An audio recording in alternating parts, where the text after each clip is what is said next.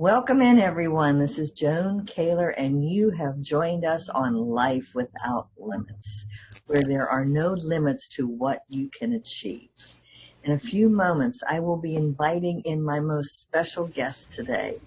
But before I do, I just want to explain a few things. What Life Without Limits is about. It's about how you can attract the love, financial abundance, and health that you so deserve in your life. Think about this. When the electrical system in your body shorts out, just like when the power in your neighborhood blacks out, or God forbid your computer crashes, nothing works. Okay, we're talking electrical systems. With emotional freedom techniques and other highly effective processes, you can turn the power back on in yourself. Many people have been living with blackouts and brownouts in their lives for so long, they think it's normal. It's not. The purpose of this show is to show you what is possible.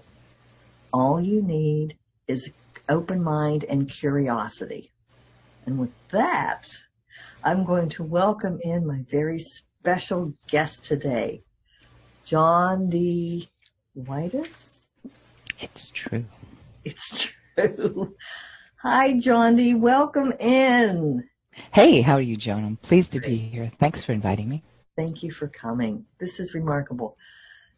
Jondi is, oh my goodness, a master trainer with the Association for the Advancement of Meridian Energy Therapies, AMET. She is everything in the tapping world. It's just so exciting to meet with you today. So my goodness, that was very kind of you. For those of you who are not yet familiar with emotional freedom techniques, aka tapping, Jondi, let's fill everybody in on what EFT is. Let's do that. Let's start with what I think is important about it, all right? I think EFT is a lens for which we can see the world differently. A lens for seeing the world differently. And so this show having to do with limitations and freedom and getting rid of those limitations, I think EFT is a perfect tool for that. Specifically, it is a tool that has been westernized, that has its feet in its history in Asian and Eastern medicine that's been documented over thousands of years. So we're finally catching up over here.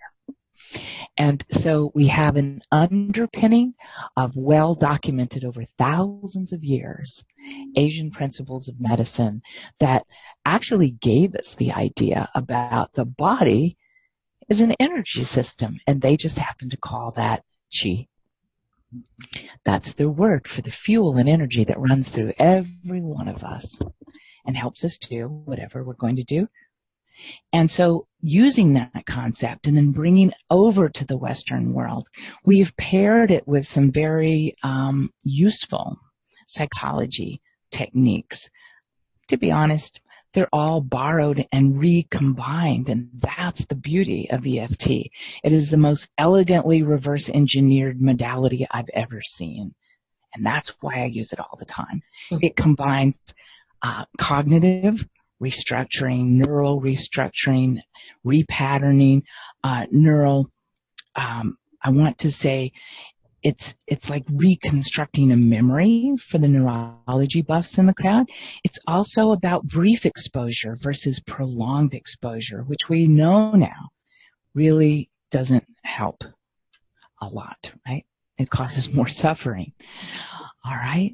We also find that there's a lot of NLP in there. NLP, neuro-linguistic programming, that's been with us, I guess, since the 80s, perhaps. That has to do with how we think, how humans think. And so we harness this wonderful knowledge to put in this lovely basket that Gary Craig reverse engineered from Roger Callahan, who was one of 3 guys that we know of in the 90s that went, hey, this is really interesting. Whatever it is I'm doing, when I simultaneously do it with acupressure point stimulation, things get better and fast. So taking from that point of view, EFT is a mixture of many successful things that integrates beautifully into any other modality or rockin'. Whoa. So eloquent. Thank you so much. Yes. And that, ladies and gentlemen, is why I love to teach tapping. One, because it works. 99% of the time. It's useful. It's useful. That's why we love it. It's very useful. Why and it's suffer practical. if you don't have to? That was actually something that Gary was very explicit about. He said, people have suffered enough before they got to you. Why are you going to make them suffer any more than that?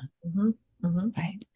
And I always have to stick this caveat in that medication is helpful, and I'm not suggesting anybody not take their medication. No. However, this in conjunction with medication, cognitive behavior therapy, and EFT. EFT is a fantastic modality in helping, yes, as Jondi mentioned, restructure the thinking, restructure the brain, restructure the thinking of the mind, letting that chi flow more easily, more gently, because truly, when we're worried, when we're anxious, when we're depressed, when we have a problem, our chi is stuck. It's not going anywhere. So to get it unstuck as we stimulate these acupressure points, it gets us unstuck so we can breathe again, we can think more clearly, we can think in the front of our brain, in our frontal lobe, instead of being stuck in the amygdala, in the middle of our brain. And then all of a sudden, when we clear that stuck energetic pattern, that stuck residence, then we can think more clearly, and then it's like, oh, yes, it could be this instead of that. Absolutely. We are talking about flow. You know, that's a very Eastern concept, balance and flow, the yin and the yang, balance and flow. And you're absolutely correct. The late, great Candace Pert had tried this out at NIH and had given us those lovely electron microscope, real-time pictures, little windows into the body, and the very cells moving through our bloodstream, and what happened when they were stuck or clogged up, where they were sticky. And after applying EFT, she then showed that they unstick and flow freely through the blood system. That is just mind-blowing, and that happened a long time ago. But like I said, the late, great Candace Pert is no longer with us, but she left behind a legacy for many other people, especially those in the harder sciences that don't naturally think of the body in the same ways that we're talking about it right now. Yeah, I had the honor of meeting her when she was at an ASEP conference several years ago. And that was an amazing, dynamic human. Just a lucky person.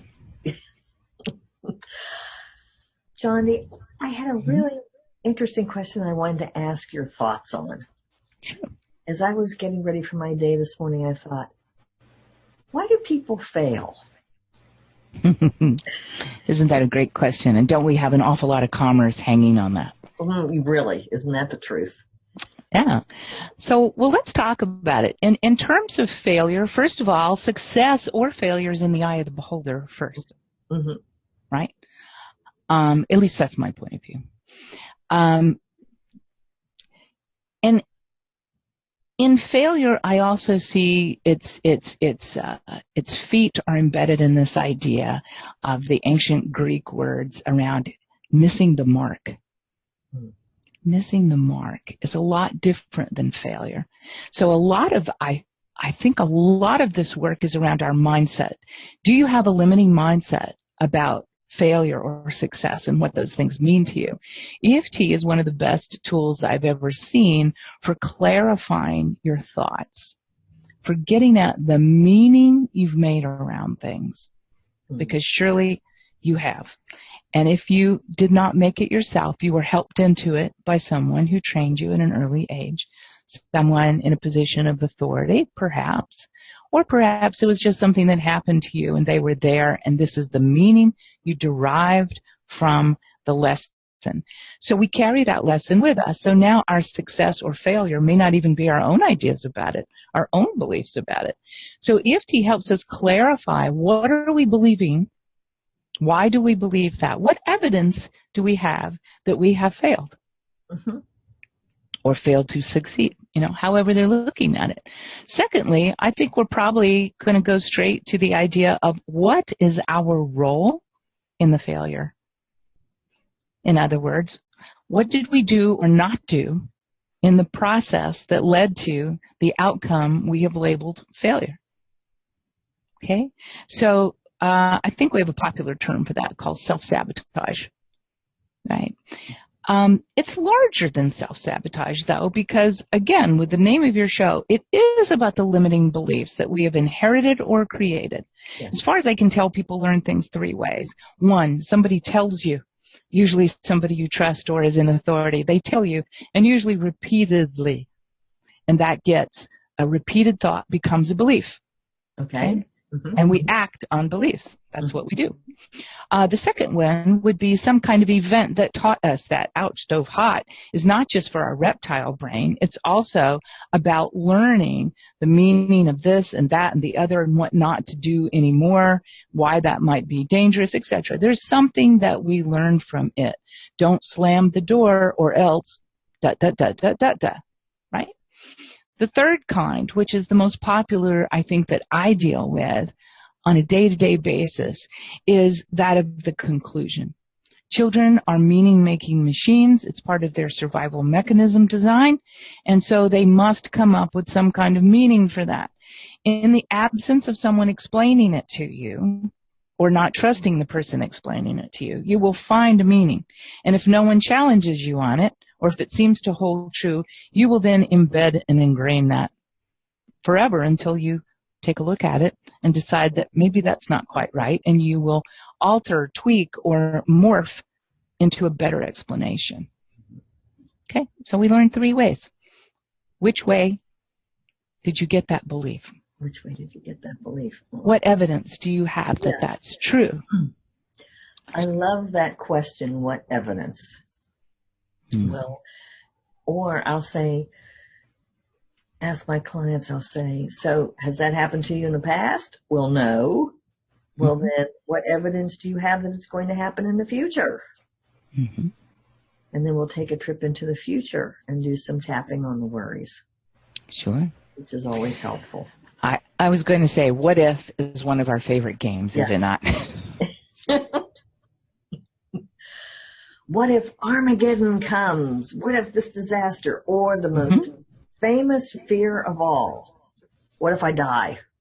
Well, we are programmed for survival. Survival. Yeah.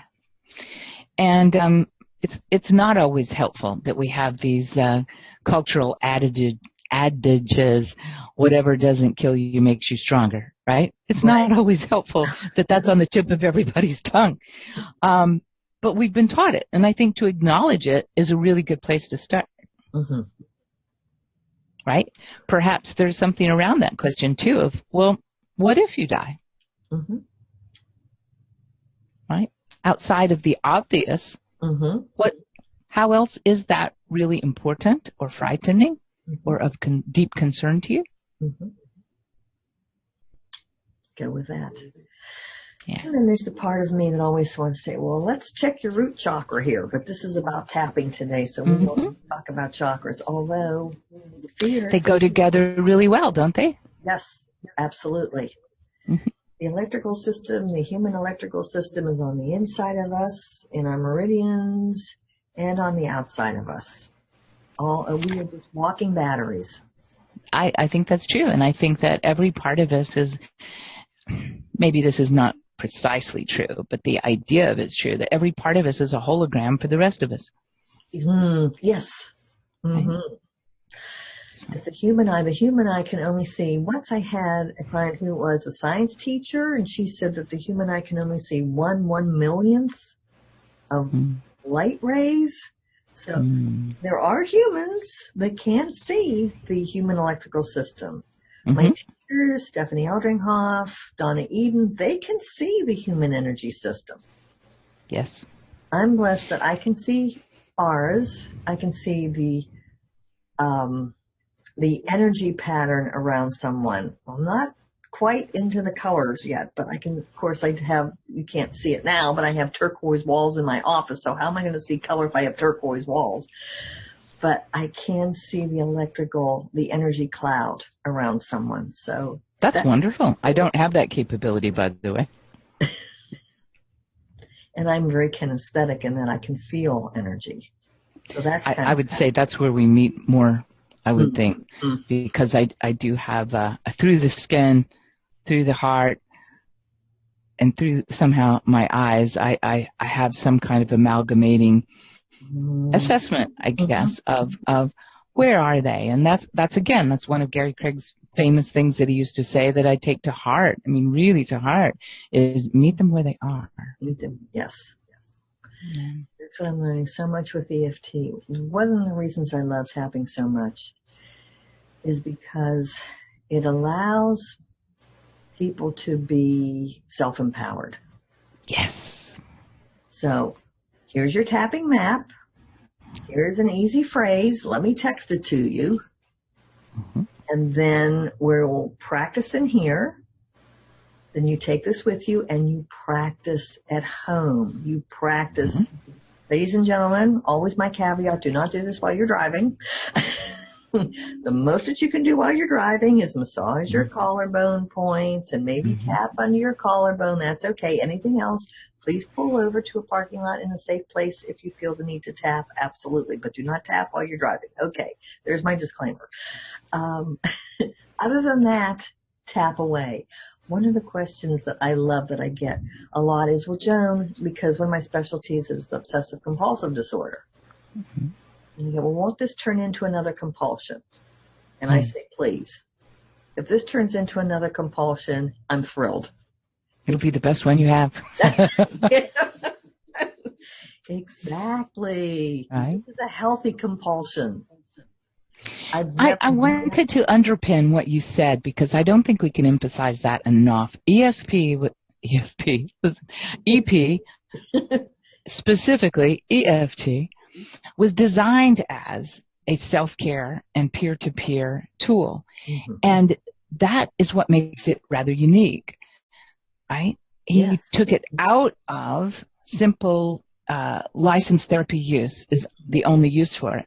To get out of there and said, look, if I reverse engineer it into a non-diagnostic tool, everybody can have this. Everybody can use this for self-care and for peer-to-peer use. Everybody. And that's why I call it the people's tool. Yes. Yes.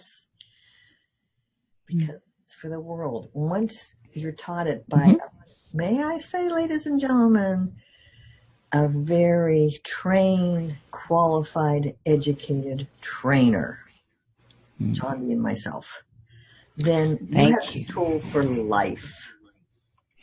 You do. I think this is important to say to them. We absolutely want to empower you as quickly as possible to have a tool in your pocket forever. That's a life processing tool. But we also acknowledge there are times when I'm not able to take on my own self-care. I'm not yet able to return to my resourceful state. And in those times, this is why we have highly trained people who are used to just about everything under the sun. They've seen it all, and they've practiced, and they've met the highest qualifications for giving this tool within an environment that is safe and responsible and can really help you get over the humps in your life that you're currently experiencing as we teach you the rules and the ropes of how to take care of yourself going forward. So I really do love that you have brought that out, that there is a progressive path that is available to people who are suffering right now, who are instantly triggered by that. They say, well, I can't take care of myself right now. I don't want to be by myself doing this. I need somebody to this. So it's the antithesis of do this to me, or allowing someone to do this to you. But at the same time, it has a gentle progression that just makes sense. And God forbid anybody has or is experienced what we in EFT land called a little t or a big T trauma, any trauma. That's when we are here to help you through it. We absolutely are, and we acknowledge how much there is in the world. Yes. Right? But once we help them in this way that we're prescribing, to use that word, once we help them through that and they have this daily tool, little T traumas from every day become less and less likely for them because they have a life processing tool in their pocket and they know what to do with the everyday bumps and the things that go bump in the night as well. Yes. Yeah. It's such a gift. Thank you to Roger Callahan, who created thought field therapy. Thank you to Gary Craig. I think of EFT as organic. Yeah, I love that. It ebbs and it flows. It changes. It's definitely in 2018 when we're speaking. Definitely not the same EFT as Gary created in 1993. I think that's true. I think we're evolutionary beings on an evolutionary journey, and all of our tools evolve. And we will too if we allow it. Yes. Right? And so I would say that my word that joins your word is EFT is remarkable in its organic nature. It's remarkable in its flexible nature, and it's remarkable in its dynamism. Whoa. Like that? I like that. Say that again. That's what it's remarkable in its organic nature. It's remarkable in its flexibility.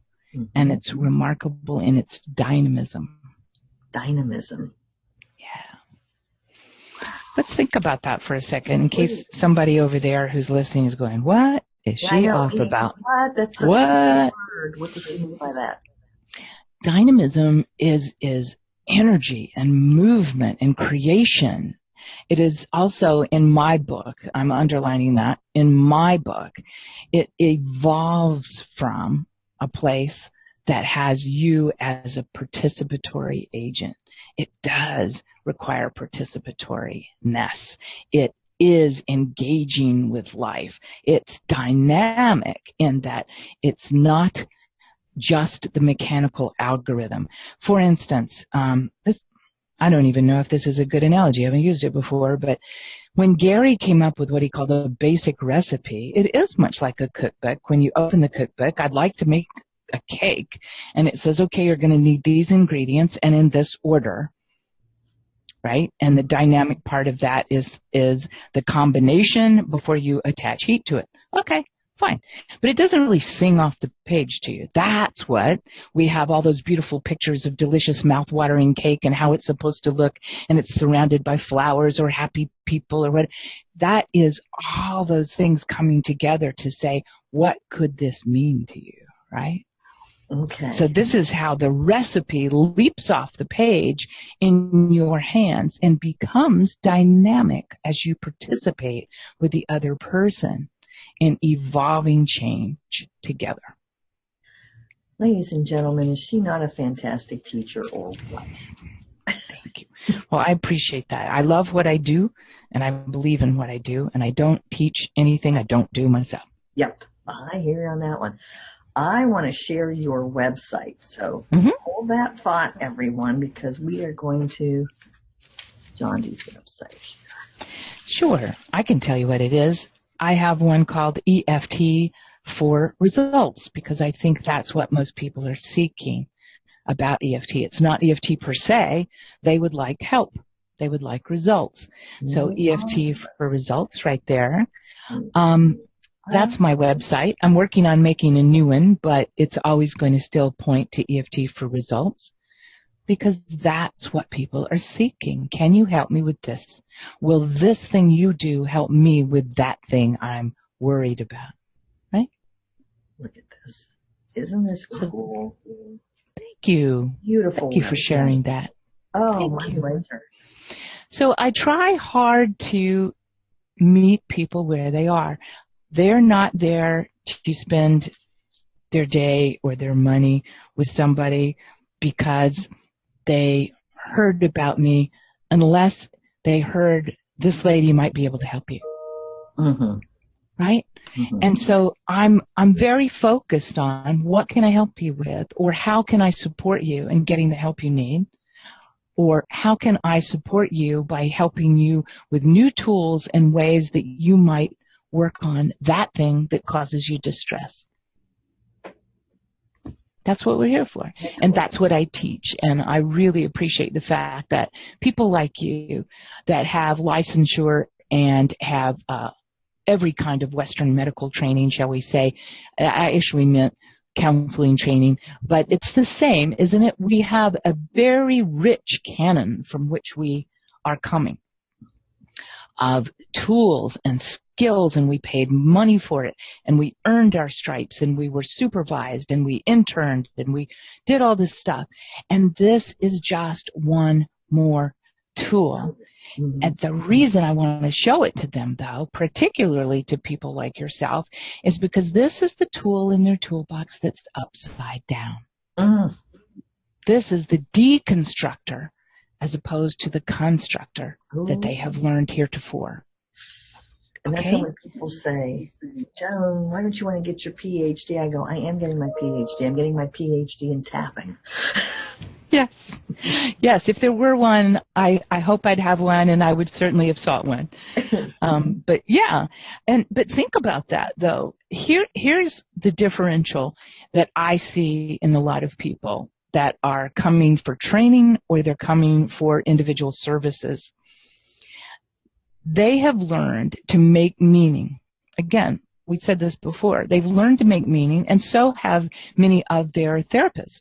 They've learned to make meaning, and much of the therapy that I studied when I was starting out, the idea was I'm going to help take all that's coming out and help them synthesize that into something that makes a little more sense to them, a little easier to get their hands around, and perhaps take a look at this together now that we know what we're dealing with. EFT is their other tool in their toolbox. It helps us deconstruct all the meaning we've made around that to see, is that really true? Is that still true? Is that helpful? We deconstruct the meaning they've made. Wow. Johnny, what would you like our audience to know today? I would like them to know a lot of things. One of them that just pops up, I love that you just ask us to spontaneously talk. One of them is that EFT and energy psychology, frankly, is about the least woo-woo thing I've ever encountered in my life. There are a lot of people running around that think, oh, that woo-woo stuff. There's nothing woo about it.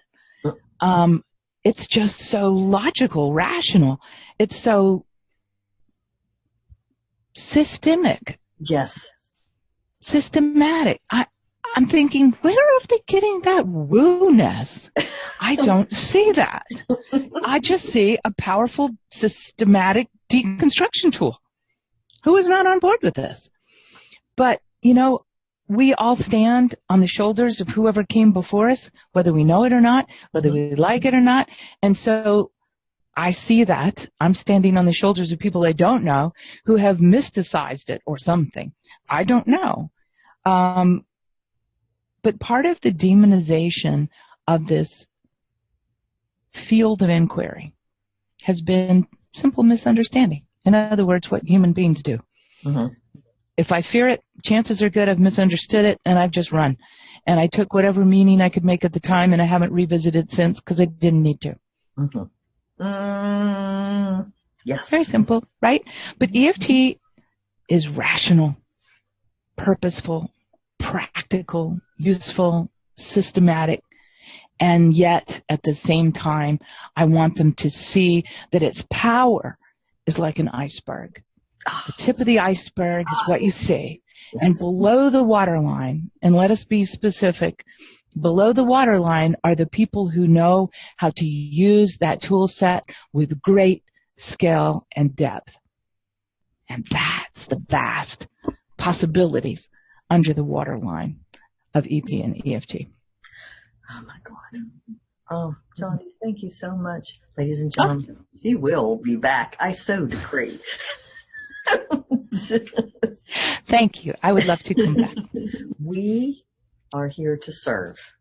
Don't suffer. Call us. Yes.